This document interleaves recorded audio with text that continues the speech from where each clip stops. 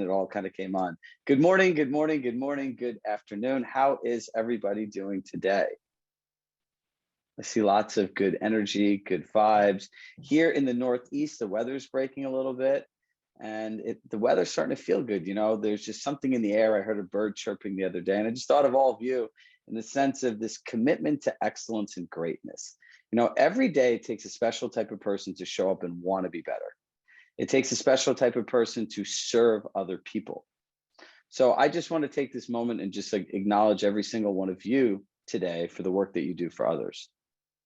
I shared on a coaching call today is the matching of energy, right? Is that I don't think a lot of our clients actually understand that when you work with them helping to buy or sell a home, you put literally everything you have into it, right? Like if you can raise your hand, like you give so much to your clients. And a lot of what we talk about today is making sure that you give that energy in the right place, right? Because a lot of times if something doesn't work out, we can actually take it quite personally. It can be quite challenging. And when that happens, it's because something didn't go right in the beginning. So a couple housekeeping items. Number one, you make sure that your attendance is reflected accurately. I know there are a couple challenges and stuff like that. Our data is accurate and up to date. So if you had any challenges, we're happy to resend in the sheets for you. Number two, we are on week 6, right? So just quickly, everyone just share some wins that they've had over the last 5 weeks. And what else? Also share what you're looking forward to most in the next coming weeks.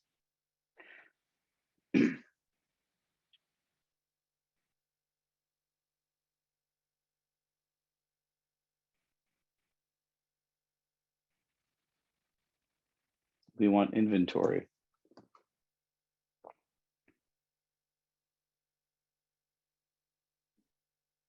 Perspective, boundaries.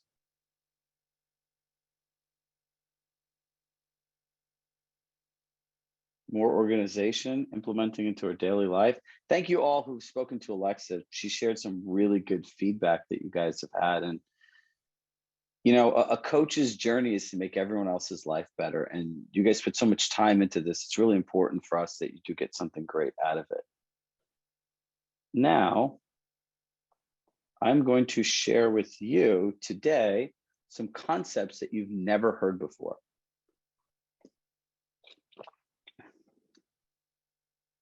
And I promise sharing my screens won't be bad this week.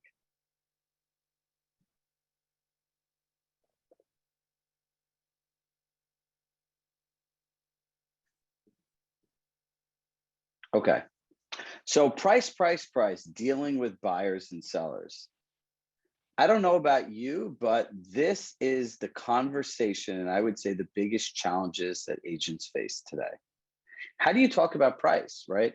How do you tell a seller that has seen every bit of news publication and everything they see, limited inventory, record prices, how do you tell someone like that, well, their house isn't worth this much money? And buyers, how do you effectively share with buyers that literally the only deal is winning a home, right? And if you've ever had a challenge with having that conversation, remember I said in the beginning, it's about the matching of energy. This is the number one thing I find in I would say I talk to 1,000+ agents a week, easily. And this is what I find the one thing I think everyone really needs to pay attention to, that they're not. Now, when you think about this, right, it's how do you get started? What do you really do, right? And before we go through that, let's go through a recap to make sure that we're still implementing what we started. Number one, your business tracker, make sure you run your entire business out of there. Make sure it's collaborative. Keep writing in your journal, follow our action plan, and remember, it's about setting boundaries. Boundaries create a better client experience. Now, for some of us, these concepts are new. For some of them, they sound very basic. And, you know, a really important thing is making sure that you master the basics. Those are often the things that we find that get lost along the way. Somebody's muted, guys. Make sure everyone's on mute, please. Thank you. We want to make sure that we master the basics, right? These are things that we want to implement into our lives and businesses every single day. Now, Let me know if you have all mastered the art of boundaries, right? How important are boundaries to you? Every single person should have Yeah. mastered the art of boundaries. Now, going forward, right, we want to talk about those statements to avoid. So everyone make a note about every time they hear this. Call me anytime, available anytime, whatever you need 24/7. You know, if you have a problem saying this, you could get a rubber band and every time you say those words, snap them on your wrist. Like literally, I see Celeste laughing, but these are the things that set up the scenarios in your life and business that you don't like. This also creates unpredictability for the client. Anyone that feels that they have this kind of access, there's no structure in the conversation or transaction. So it's very important for us to make sure that we're implementing what we learn along the way.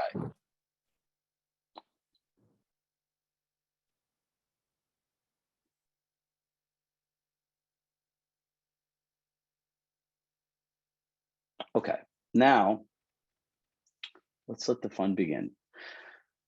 Is this true or false? Hit yes or no in the chat. Is this one of the most challenging markets as an agent you've ever faced? I would say yes. Would you say no? Would you say yes? Let me know what you think.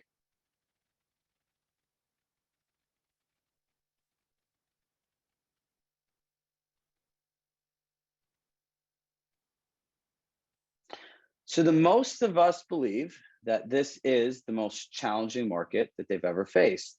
And in a challenging market, there's one thing that stops you all from creating the income and business you want, right? One simple thing, one simple skill.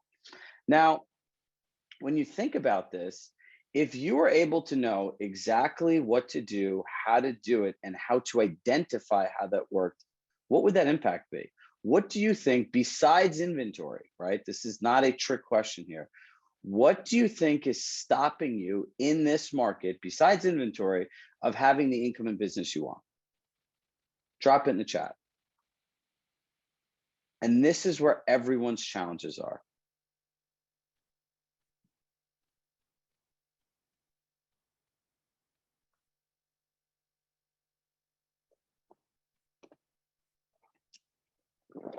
Burnout myself, time, consistency, discipline, lack of consistency, time management, structure, mindset, using the CRM better, making calls, networking, time, myself, buyer's lack of energy, not enough time, time management, systems.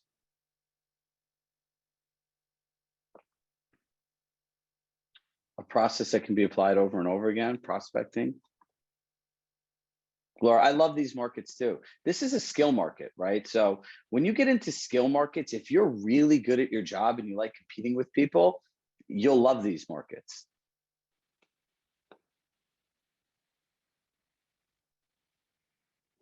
And this is what I believe it is.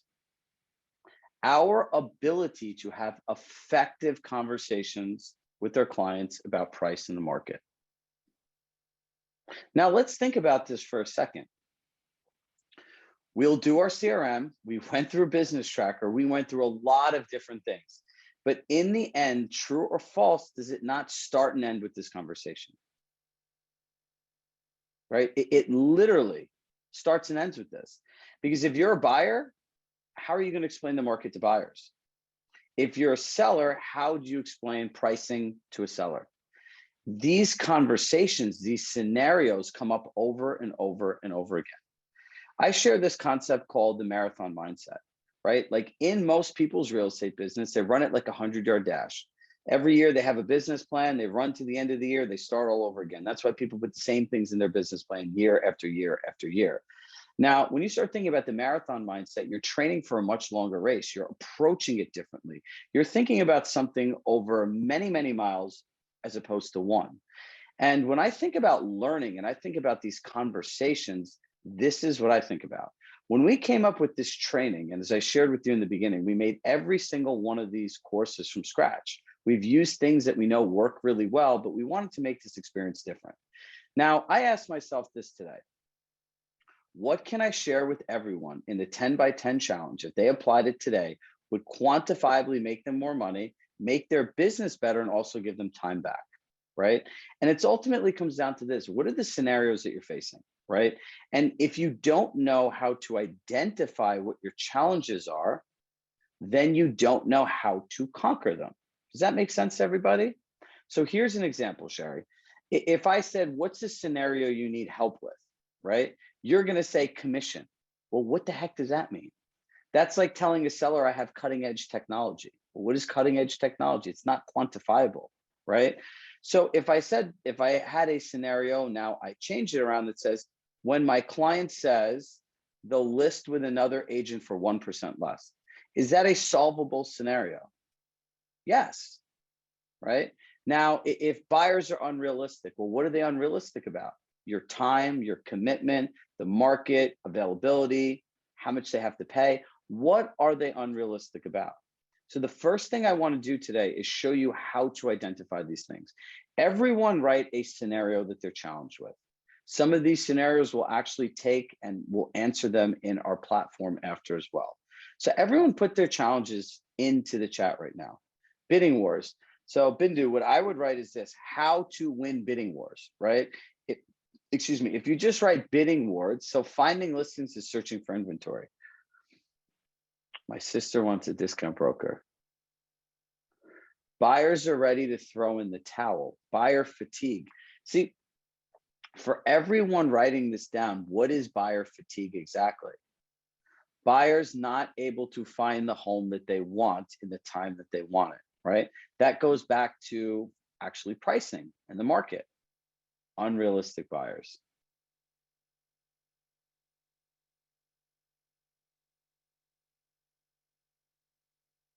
So as you guys write this, there's a difference between an objection and a condition, right? So if David and I are supposed to go running tomorrow and David shows up to my house and it's pouring rain, I'm like, yeah, you know what, David, I don't really feel like going. That's an objection. Now, if I show up to David's house the next day, it's sunny out, I'm like, all right, David, let's go running. And you know what? He broke his leg. That's a condition. That's something that can't change. So the first thing that we need to acknowledge in all of this is this somebody's viewpoint, like an objection, or is this a condition, something they're not going to change? You know, those people that always want to cut people out, that always want to discount, no matter what you do for them, it's not good enough. Your job, and write this down, is not to sell the unsellables. That is not your job. So oftentimes I find when we do these trainings with people, people show up and they're looking for magic bullets to situations that are unsolvable. So the first thing is acceptance, understanding who these people are that you're really working with. And yes, next. Now, let's get started in mastering conversations with clients, right? So have you ever heard of a concept called a learning map? So if you've ever wondered, how do I get better at being a real estate agent, right? It is not all the technology. Technology is meant to make your life easier, right? It's helped to facilitate a transaction. So the idea of a learning map is understanding, what is your map? What is your destination? Where are you going? How are you learning? What are you learning? And really how to focus. Here's my question to you. We have 500 of the best agents in the country here. How many people really actually practice having these conversations? How many people are out in the field every day looking for patterns? Wow. In the last month, Sharon, I've had 15 people say this to me, and I'm still kind of stuck, right? They say insanity is repeating the same thing over and over and over again. In real estate, it is the definition of insane. If you wonder why this business makes you crazy, it's because you literally do the same thing year after year after year after year. If you've been in this business 3 or more years and someone says, yeah, you know what, I really like what you have to say, Scott, but I'm willing, you know, I met Tracy from Redfin and she said that she'd do it for % less. And you don't know how to own that conversation, that's insanity, right? When a buyer says, you know, I really just want a deal and every house is going in a bidding war, and when I find the right home, I'll move, and you still work with those people, that's insanity. We as an industry are not taught to improve our skills, and we have to. These are conversations. This is not sales. This is not rocket science. I want to set this up today so that you can do it. So let me show you the macro, and then I'm going to show you the micro. So I'm going to share with you today a learning map. Now, what I did is we've pre-planned like some of the scenarios and stuff in here. And from here, I'm going to show you how to utilize this, how you can leverage the 500 other people in here, and some sample scenarios that you guys can go through that you're going to have a tangible answer to use right away. Sound good? All right, great. Let me just stop my screen.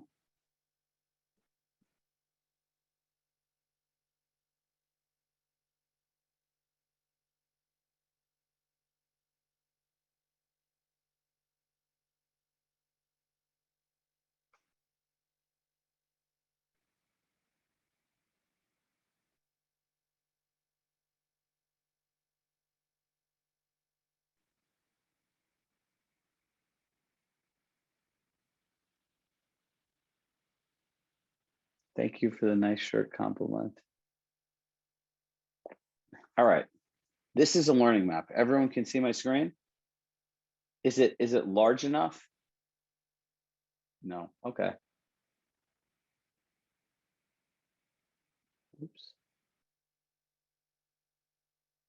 Is that better? All right, good.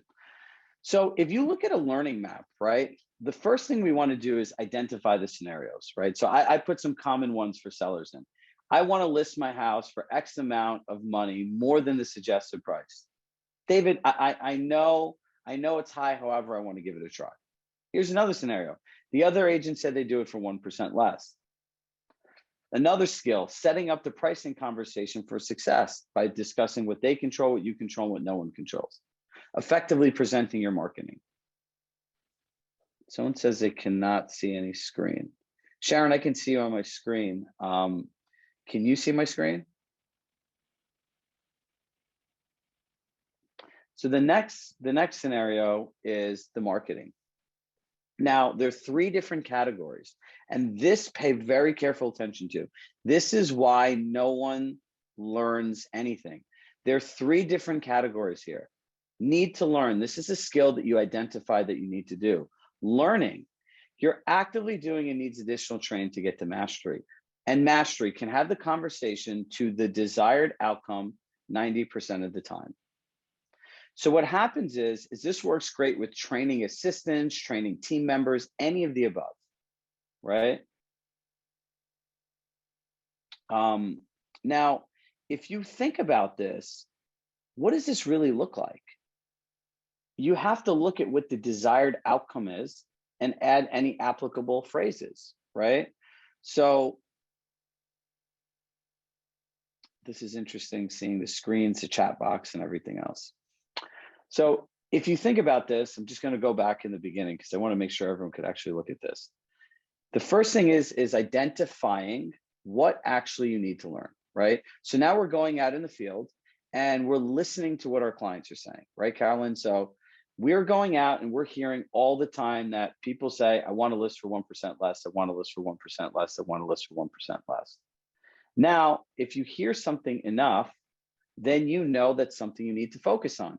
So you might want to put a bullet here that says need to learn. Now you've started learning it, right? You need to know how much you need to keep practicing till you get it to mastery. And what is the outcome of it? What are the catchphrases, right? So that's where you go through your script. That's when you go through your objection handlers. And that's when you start to realize how this all works. Now, if you go to buyers, I want to find a deal right now. I understand the market. However, I still don't want to overpay. We will move when we find the right home. You control, I control, no one controls. I'll share that with you after. Sharing comps. Are these all skills as a real estate agent that you should own, you should master if you're doing this business for a career? Now, be honest, how many people have not mastered these skills?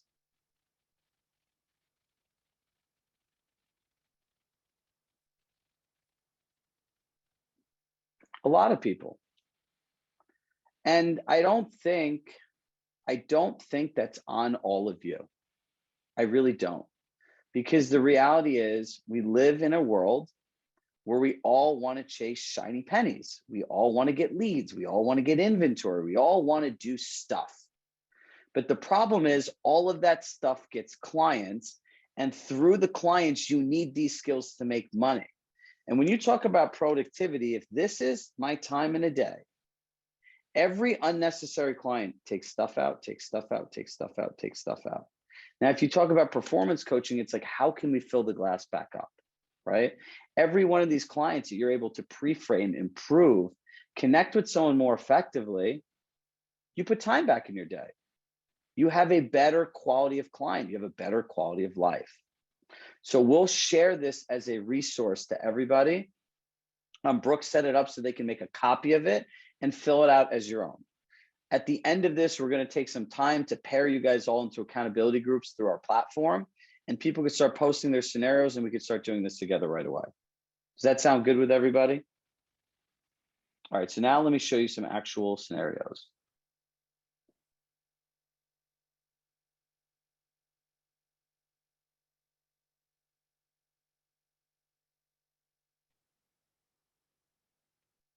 These are the 6 steps for effective conversations when it comes to this. And these are the same things my most successful clients are doing.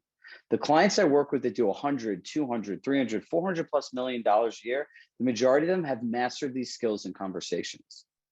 And they understand that they still have to practice them. So let's go through 6 steps for an effective conversation. Number 1, the person asking all of the questions controls the conversation. If you're talking and you're responding all the time, you're not in control. Number 2, everything has to be in the benefit of the other party.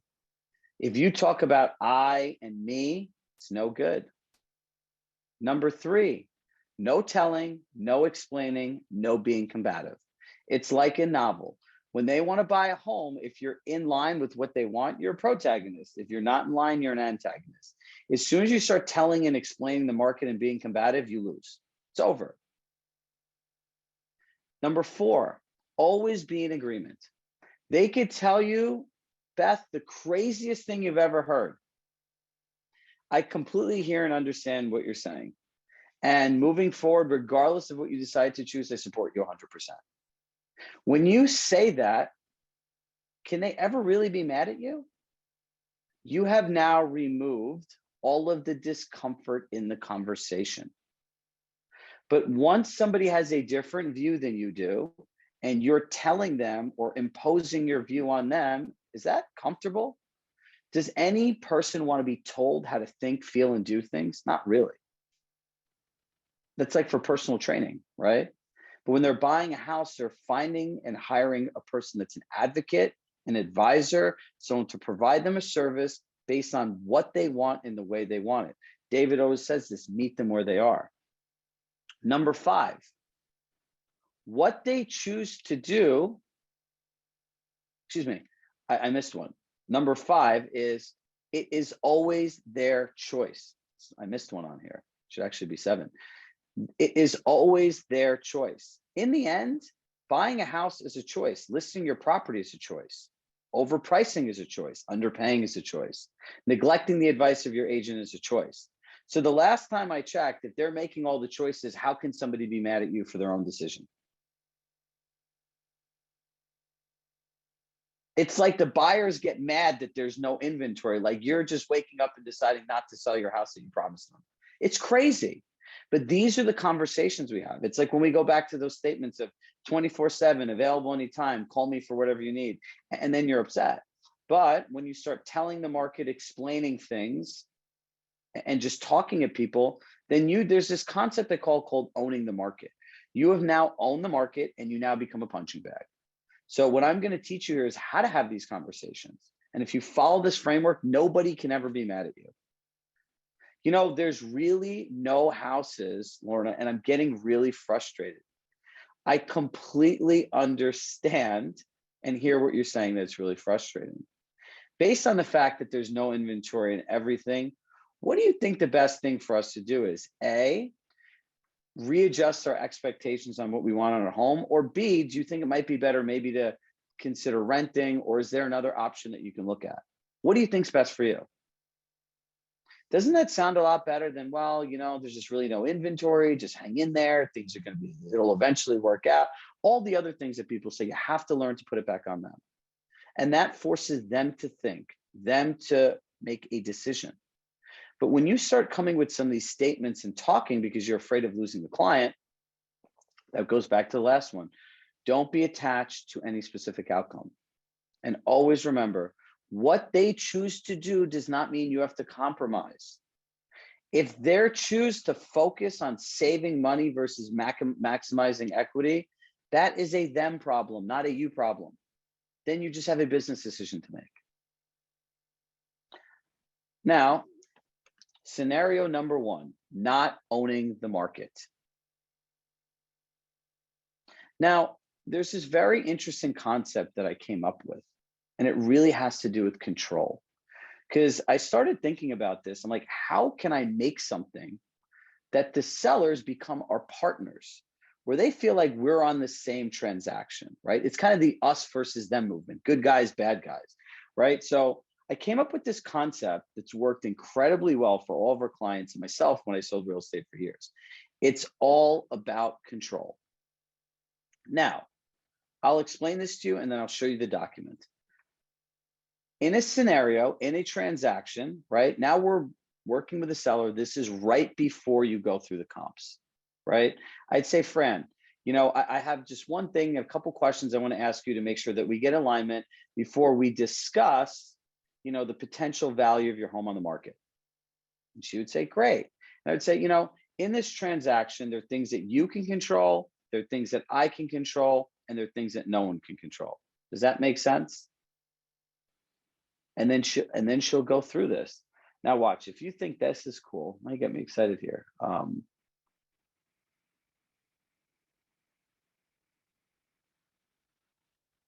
So we'll make this available to all of you, and all you have to do is stick your logo on this. Now watch this. What can you control, right? As a seller, can you control the asking price? Yeah. Can you control the condition of the home? Yeah. Do you control the terms at which you make your home available? Absolutely. And do you control the accessibility? Yes. Do you think there's anything else, Fran, that you can control in the transaction? No. Second one, I control.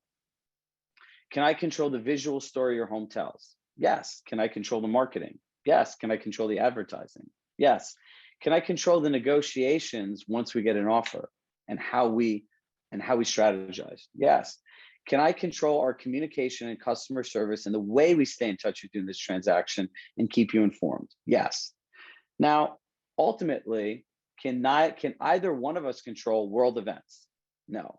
The local economy? Nope. The stock market? No. Interest rates? No. And here's the money statement. Can either one of us control the prices your neighbors choose to accept for their homes? No.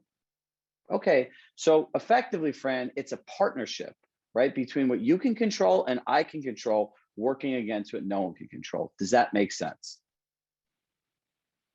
Can we all do this with people? Now, do you guys want to see the buyer's version? Because this is where it really gets good. This is what you do before you present comps. Now, in the end, when they want to list their house at some crazy price, you're just like, it's really unfortunate that house wasn't renovated, or that house was renovated and that's what they chose to accept. Instead of being like, well, that house is renovated and this is the market, like in all those jumbly words. You got to make somebody the villain in all this and says this is something that neither one of us can control. So if neither one of you can control it, can any of them ever be mad at you? So hit yes if this is something that you could see making an immediate impact in your business. Now, all we need to do is make sure that we practice saying this to people.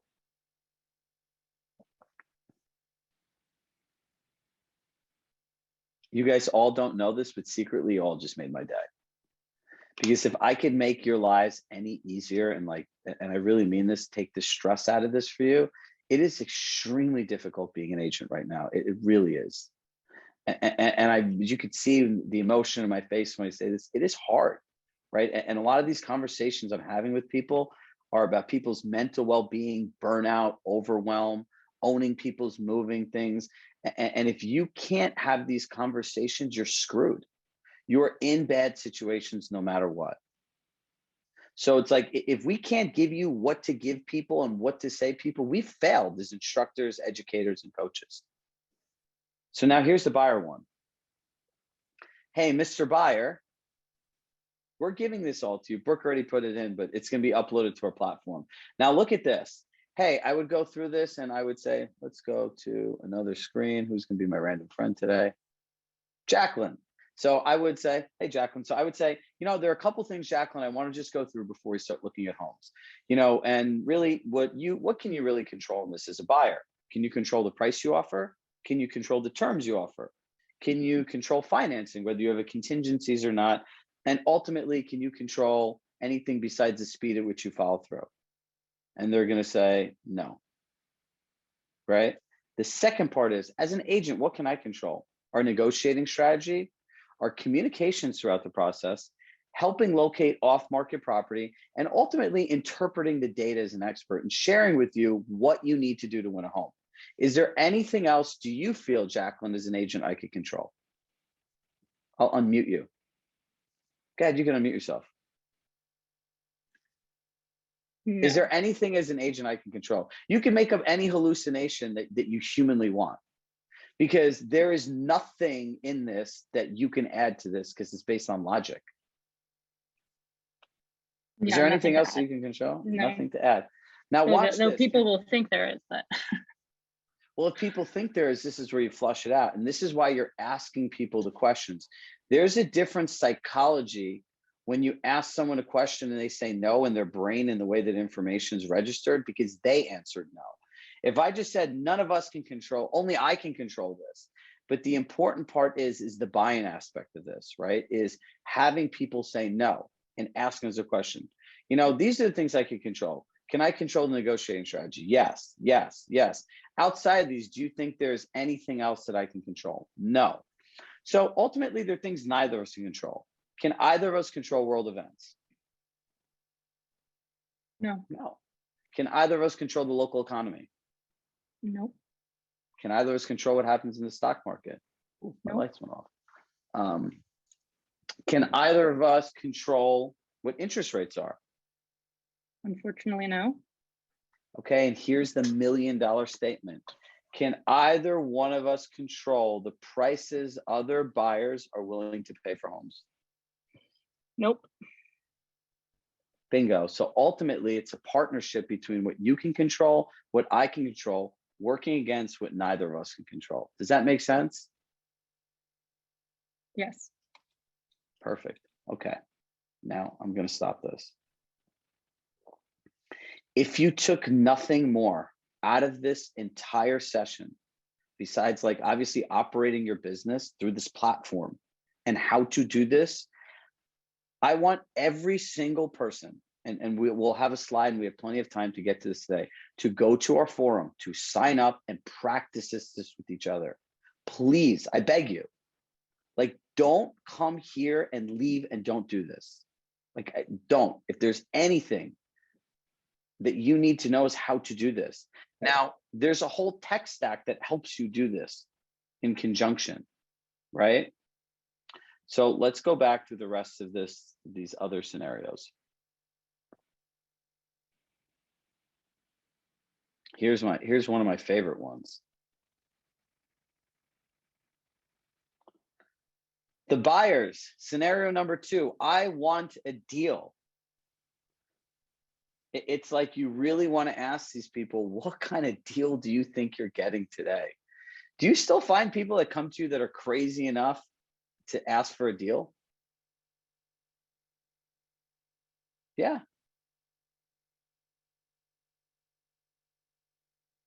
So here's your next one. There's only one type of deal, Jose, in today's market.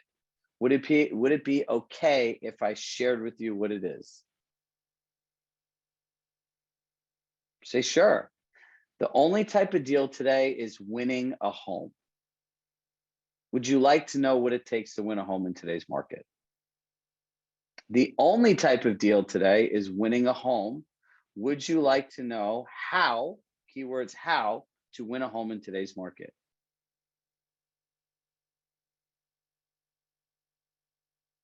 See, Lorraine, that's a very good thing. So I'm going to bring this back up. Lorraine said, I used this statement and the client said they decided to wait. There you go. That is wonderful. Then let them wait, right? So you need to know how to have this conversation. So when you're going through doing this, right, there are 3 key data indicators. And the way you present this is very important. There's days on market, list price to sales price, and ultimately the sold price. So you're going to go back, right? And you're going to show the days on market. And this is how you do it. Whether you're doing this on person or Zoom, it's very important that you ask the question and you let them speak the answer, right? I would say, who's going to be my next buddy? Wendy. And she would say, I'd say, how many days, did that house sell in? 4, 7, 9. Oh, okay, great. So the average days is about how many days that it says on the paper? Because you could average them out in a CMA, right? 4 days. So what does that tell you, Wendy? That homes are selling how fast here? 4 days. Do you think that makes the market competitive? Oh yeah, it makes it very competitive. All right, let's go through list price to sales price. Let's see how much people are actually willing to pay for homes. What did that one sell for? 103%. That one sold for how much? 107%. As they speak these answers, so it's interesting. Buyers are willing to pay more for the home. She goes, yeah. So what does that average say? 107%. So on $1 million house, it seems buyers are willing to pay 70% more. Are we in agreement? Yes. And then you go through the sold price, right? And now you're going through this and you ask them, based on this, if a home similar to this home came on the market that sold, what would you pay and why? And see what they say. If they are not in alignment or anywhere within the ballpark of what you're offering them, you're not going to be combative. You're not going to say anything. You're just going to say, interesting. Can I ask you a question? Yes. What made you choose to pay that amount of money when you told me that you wanted to win a home? Well, I don't feel really comfortable and everything else like that. Great. So I know your time, Leah, is very valuable. What specifically makes you want to look at homes when this is what all the sellers are looking at? Would you take a house? Would you take an offer less than 107% if you saw this? No.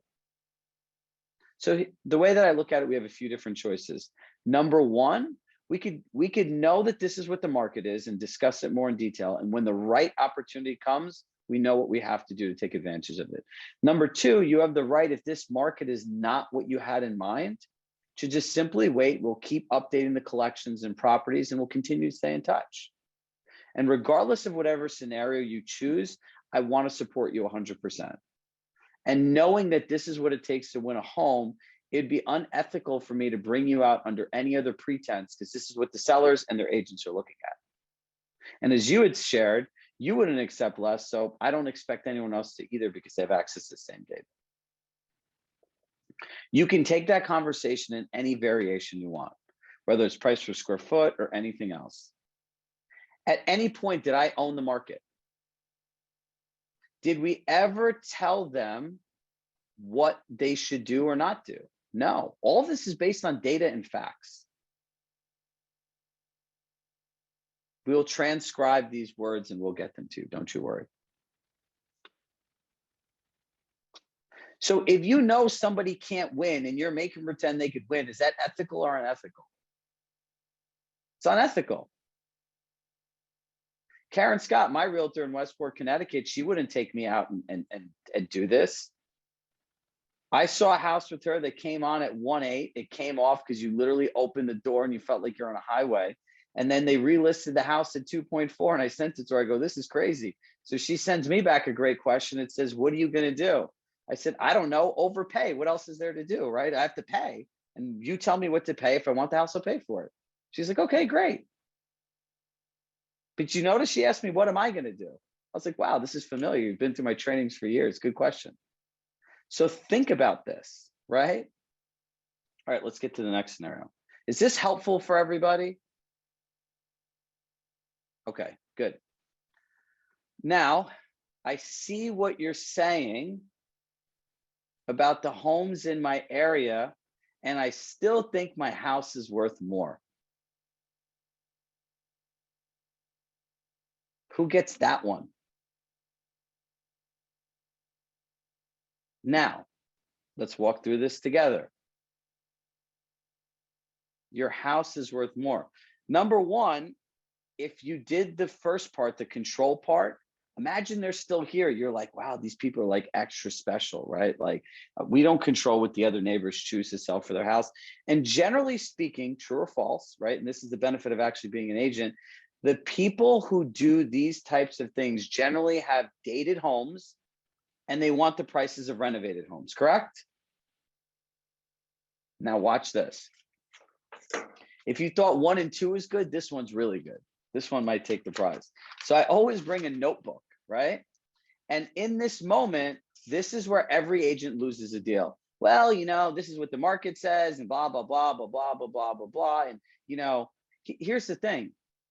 And here's even a precursor to this. Would you agree that the market has gone up based on the data of the last 12 months in a row? Yes. So do you believe that the prices are sold and sold in this market is the highest price that's ever existed in the last 24 months? Yes. So based on the data, what specifically makes you feel that you could outperform a market that's already at its peak?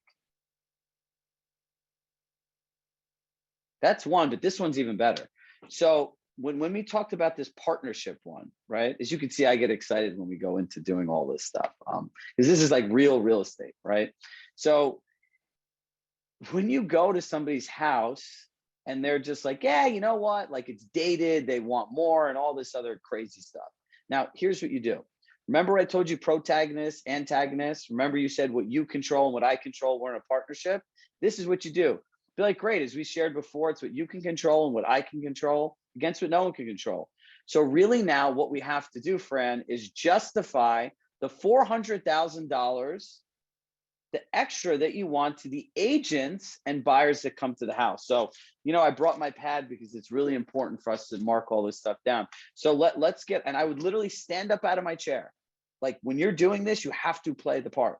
You stand up and say, okay, let's walk around the house and share with me what specifically you did that's $400,000 more. So when the buyers and the agents come, I'll make sure to give them the sheet every single time. I see somebody laughing. It's pretty slick, right? These are all my own dialogues. Like, and I know this works because I've done it. Other people do it. Sumit says it works. Now, there's the great thing with the Compass CMA that you could do like this. Jonathan, it's not combative if you do it with authenticity. I'm doing it with some humor, right? If someone says it's worth $400,000 more and you're like, great, let's walk around and be specific and see what that list is. Do they think it's condescending? No, why would it be condescending? Those are your own fears, right? So whatever you're saying here, whether it's viewed as condescending, and I'm really happy you guys share this. If it's viewed as condescending, if it's viewed in any of these ways, if they might kick you out, all of those things are the voice in your head of that's what you're afraid the response will be. And that's why people don't have any of these conversations. So I'm saying it like this. And if I were to do this in an appointment, I would say this. What I hear you saying is that you feel your home is worth $400,000 more, correct? Yes, I really feel that. And we're in agreement that this market is at the absolute peak. You love our marketing, so you want to give your home the best shot to get the best price. Absolutely. Hey, look, I have my pen and pad. You know, as we shared, the other agents and the buyer's agents are going to be looking at the same data we do. Do you think it's important for us to be able to actually be able to explain where the additional value comes from? Yeah, I think it will be. All right, great. So let's walk around and have a specific list of what you've done, because I see some great things you've done in the house. Why don't you walk me around, tell me about them and the cost so I can have a breakdown to share. Now, If you go around and you do this and you're not combative in saying it, and look, here's the other thing. If they don't want to justify the value, they're bad clients for you. Or you could just never do this. That's fine too. The best part is remember, everything is a choice, right? I'll go back to my 7 little commandments there. Everything's a choice. You could choose to do this, you could choose not to do this, right? That's what you want to do. But there has to be a way of telling a client that their home is not worth that extra money in the peak of a market, and it being their idea, correct? Has to be their idea. Now, let me show you something else here quickly. Now, obviously, collections is a great tool. Collections is a great tool for communication, but this is also really helpful.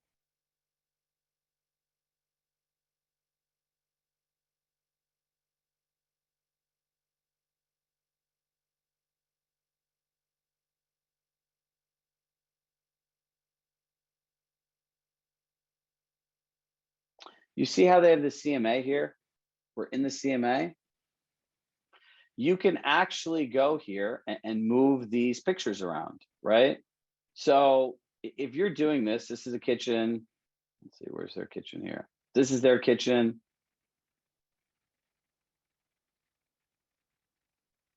Maybe one day they'll have a kitchen here. This is their kitchen.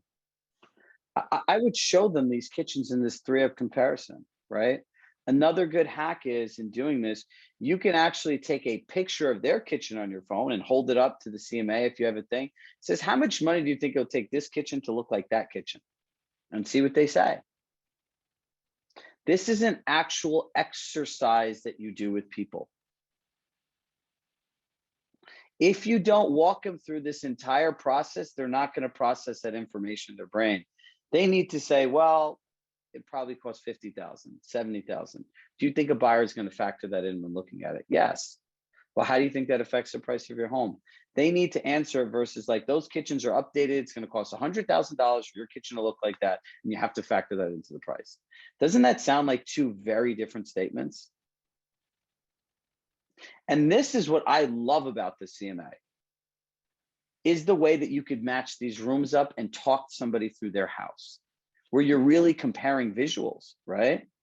Most other CMAs, the people that don't work at technology companies, are a bunch of pieces of paper or someone showing you stuff on an MLS screen. It doesn't really work. This is one of the most powerful visuals that you can ever give a seller, ever, of being able to see information like this. All right, we've gone through a lot today. I feel like we've been on quite a journey. Now, a couple more things here. The 15-minute rule. Now, practice, practice, practice. If you practice 15 minutes a day, 300 days out of the year, and you take this seriously and you start adopting my marathon mindset, you know, you're going to say, Diane, I'm going to do this for the rest of my life. I have to know how to have these conversations. I'm going to fill out my learning map. I'm going to really connect with someone that wants to learn the same thing I am. I'm going to practice 15 minutes a day. Do you know if you practice 15 minutes a day, 300 days out of this year, and you make that commitment, or even if you do half of it, 15 minutes a day is 75 hours of having this conversation by the end of the year. Do you think if you practice having these simple conversations 75 hours this year, you could own the skill of these maybe 6 conversations? 100%, right? But no one will ever put that time in, right? You talk about discipline, consistency, and patience. The discipline to do it every day, the consistency to do it regardless of how you feel, and the patience to know in the time that you do it, it's all going to work out. With 5 minutes left, we're going to go post a link to our forum, right? This is where you can, I'll stay on here with you guys today because I want to make sure everyone gets connected. This is where you can post the scenario that you want. And this is where you guys can all engage with each other, right? My commitment to you is for 4 scenarios, whatever they are that seem the most common, I will make sure to provide the script and a video that shows you exactly how to do this. That's my commitment to the people that want to practice, right? That's because if you really want to do this, I want to meet you there. I don't want to just show up here, have you spend an hour, get really excited, want to go do it, and get stuck. It's a terrible thing to do. So what you want to do in the group is you want to post what scenarios you have to master, right? The scenarios I shared with you all were very specific. Don't talk about, don't write buyer fatigue. Buyer fatigue is in the situation. I can't find the home I'm looking for on the market, but yet they still want to go out every weekend, right? That's an actual scenario. So post the scenario you want to master. And remember, you have communication tools, right? Collections and CMA. Collections allows you to share that comment section. That's where you can share your expertise. That's where you can ask them questions. And the CMA, if you're not using that 3-up comparison on every single pitch you go on, you're completely missing out. It's very hard for a person visually to see 3 updated kitchens in their kitchen from 1960 and be like, it's worth the same thing. Make the questions your own, use my framework, but you can keep going. Now, remember this. We've been doing this now for 6 weeks. Consistency and momentum will make you money. That's what this is all about. The consistency and momentum. You've done this for 6 weeks. We have already started calling you to understand what your feedback is, what you found most valuable, and ultimately what will be helpful next. So over the upcoming weeks, you'll be hearing about new programming that'll happen after this based on your feedback. I hope that we've earned the right to continue with you. And if not, I hope you've taken something out of here that's very valuable. But consistency and momentum, this needs to be part of your daily routine, right? If you eat healthy and you only eat healthy part of the time, you get part-time results. If you only work out sometimes, you get sometimes results. But if you're really committing to mastering your career, your skill set, and things that will continue to make you money today, tomorrow, and forever, then this is what you need to do. And everything you need is here. Because the reality is this, you lose at least 3 deals a year from these things. If your average paycheck is $15,000, that's $45,000 a year. Over 10 years of your life, you've lost almost $500,000 because you simply didn't want to practice things 15 minutes a day. And when you think about it that way, it's kind of different, right? Now, our next steps. Fill out your learning map, find a role play partner, practice, practice, practice. Now, we're going to put the link in the chat for the forum now. So, Brooke, put the link that goes directly to the forum where they can sign up. And for those of you who want to stay on, post your scenarios, post your scenarios, get role play partners, and have us support you in the process. I can't answer everyone's question, right? I'm going to look at what the most common ones are, and we're going to post a few videos in there. So the best part about a community and a platform like we have is all of you. There's 500 plus people. Get in the habit of being a good team player. If someone posts something in there, engage with them, because you never know when you're giving something, but you also never know when you need to get something. So Brooke, where is the link?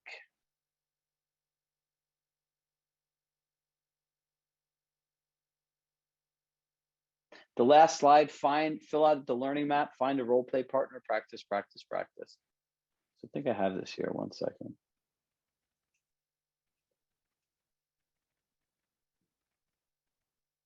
All right, guys, if you follow this link, I'm gonna click it, let me make sure.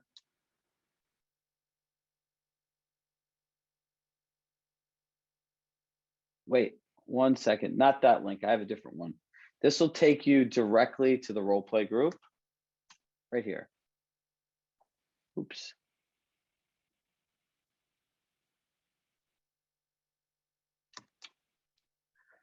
So I'm going to share my screen here. This is a group. You can post in here, right? I'd love to set up a role play practice and somebody responds. Within here, there's an actual forum that has different topics. You can create your own topic if you want support. Don't create a new topic for everyone. Everything will be on our coaching platform. So for those that want to do this, go into the role play group, the link that I sent, I'll post it again on here.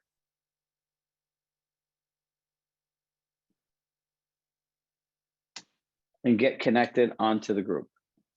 Post your scenarios and start practicing. So I'll stay on here for people that want to post, that want to get on here. We'll answer anyone's technical questions if they're stuck. And if not, I hope everyone has a powerful day, and make sure that you're comfortable and confident in the way to speak with people. This is the number one thing that you need to do in the market today.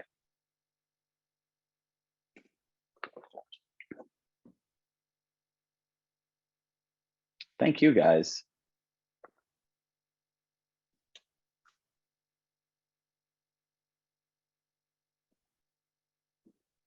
We see some people staying. We see some people dropping. Has everyone clicked the link yet to join?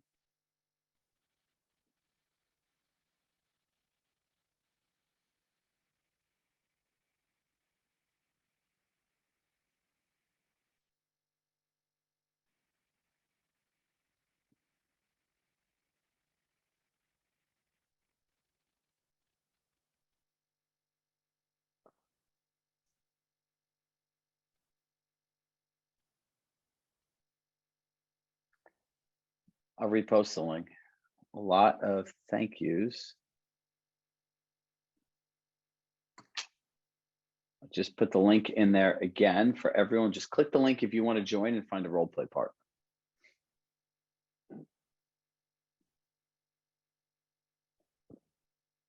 So our forum is meant to create discussion. It's a place for you to connect with each other, and it's a place, thank you, Jacqueline, and it's a place for you all to support each other and us to support you. Doing this all through email, it's not scalable, it's not doable.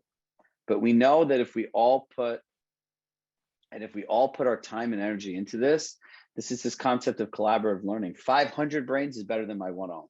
If I can make 501, then we have really something special, right? So for everyone on here, I'll post the link again. Brooke will stay on here if you guys have any questions.